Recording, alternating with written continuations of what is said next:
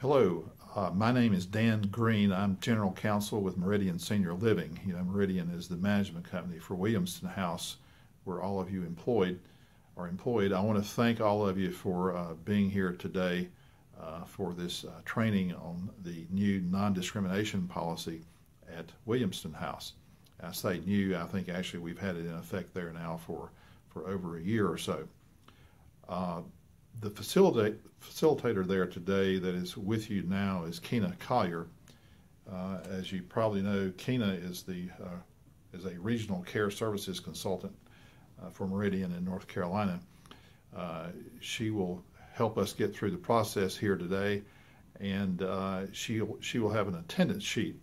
And it's very important that all of you sign that at the end of the presentation today so that we have evidence or proof that we conducted the training and that you attended the training, because we're required to have all of you at the training. At the end of the presentation, we are going to give you a chance to ask questions. You're watching this on DVD, so you can't ask me questions directly right now, but when I finish, you can pose your questions to Keena. She can, if necessary, call me on the phone. But what we may end up doing with a lot of your questions is I will send them in writing to the Office of Civil Rights and get answers directly from them, which I think would be very informative and helpful for you. You all have handouts that we're going to follow during this presentation today, and I'm pretty much going to strictly stick with the outline and the materials that you have in your handouts. The first item there you'll notice is why we're here. And of course the reason we're here is that there was an allegation a couple of years ago that Williamston House denied admission to a potential resident for the reason that he had AIDS. We denied the allegation, but we went ahead and entered into a settlement agreement with the Office of Civil Rights, which is part of the Attorney General's office in Washington, D.C. I think we specifically dealt with the Atlanta office here in the Southeast. But to give you a little detail about what happened, a resident did apply to Williamston House, was denied. This resident did have HIV. He also had a number of other problems that were probably alone sufficient to perhaps send him to a nursing home or some other place that would have been more appropriate. But the decision to deny him admission was communicated to him in such a way that he felt he was being denied admission because he had AIDS. And of course, that kind of thing is strictly prohibited by federal law. We're going to get into some of the details of that just in a minute. But as I pointed out, we did enter into a voluntary resolution agreement with the Office of Civil Rights on August 11th of this year. And in that agreement, and I've given a copy to your ED, Susan Smith, in that agreement, we agreed to adopt a non-discrimination policy, to adopt a grievance procedure that related to that policy, and to post a notice of this policy and the grievance procedure prominently in the facility, which Susan has done. And you may have noticed the posters are in some places in the building, especially up front, describing the policy and giving you the details of the grievance procedure. Another thing we've agreed to do as part of the voluntary resolution agreement is to do some training. I've already trained Susan, your ED, about the policy and what her role is in it. And of course, we're also required to train the staff, which is what we're doing here today. We've also agreed to provide accommodation for people with disabilities. And we've agreed to name a Section 504 coordinator, which would be the executive director there at your facility, who is Susan Smith.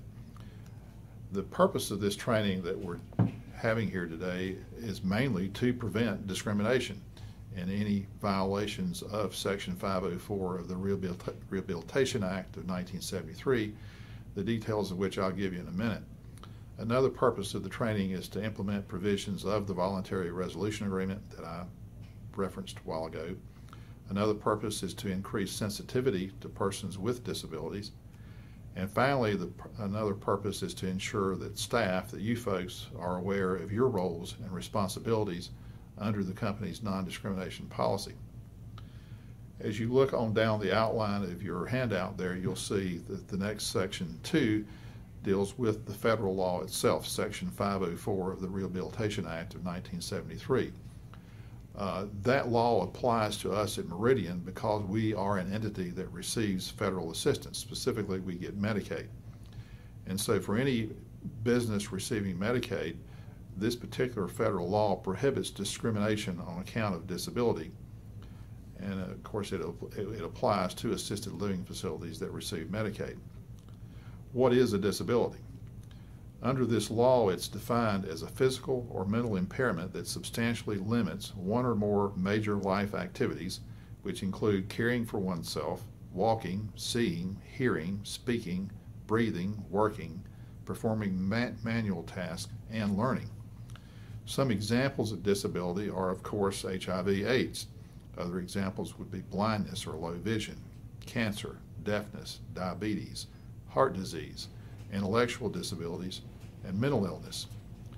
Also note in Section D there that a disability can include people with a history of a physical or mental impairment that substantially limits one or more major life activities.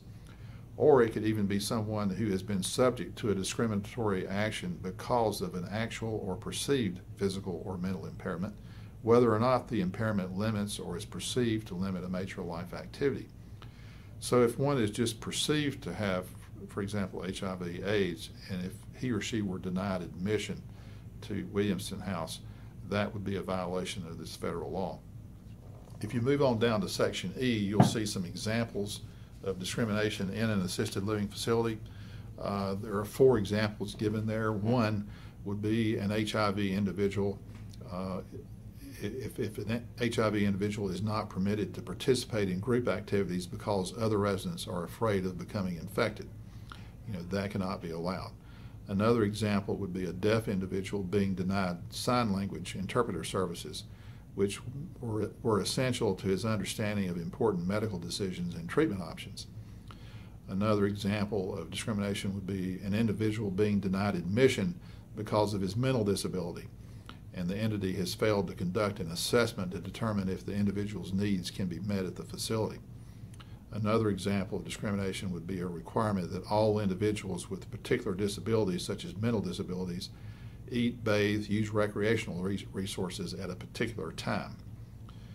Those kinds of things, of course, have to be accommodated in some way. If you move down to Section F, there's a list there of things that the facility and employees may not do. And please note that these prohibitions are also applying to you, not just the facility as a whole. If you commit any prohibited act under this federal law, then it's the same thing as Williamson House having committed the act. The 3 examples of things that are prohibited are there in Section F. Number 1 would be refusing to allow a person with a disability to participate in or benefit from our services, programs, or activities because the person has a disability. Number 2, apply eligibility criteria for participation in programs, activities, and services that screen out or tend to screen out individuals with disabilities unless we can establish that such criteria are necessary for the provision of services, programs, or activities. A third example of something you cannot do, you cannot provide services or benefits to individuals with disabilities through programs that are separate or different unless the separate programs are necessary to ensure that the benefits and services are equally effective. You'll note throughout a lot of this material the word reasonable comes up a lot. And again, what we're required to do is to reasonably accommodate people with disabilities so that they can get the same services that other residents get or something substantially similar if they're able to benefit from the service at all.